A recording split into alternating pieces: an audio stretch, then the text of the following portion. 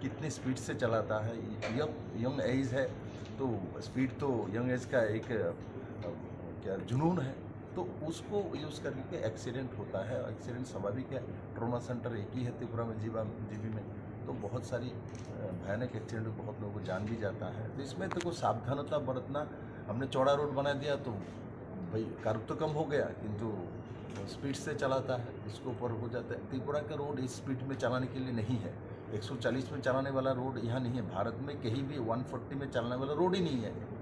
तो हम इंटरनेट में स्टोरी सुनेंगे जो भाई वहाँ यूरोप में, अमेरिका में 200 किलोमीटर स्पीड में चल रहा है। भाई वहाँ 6 लेन 9 लेन रोड है। लेन ड्राइविंग होता है। लेन ड्राइविंग के बिना रोड क्रॉस नहीं किया जाता है, उसके बाद आपको ओवरटेकिंग नहीं किया जाता है। तो वो तो अभी भी हम लोगों ने उस शिक्षा में शिक्षित नहीं हुआ, दैट होता है, आप लोगों को भी मालूम है।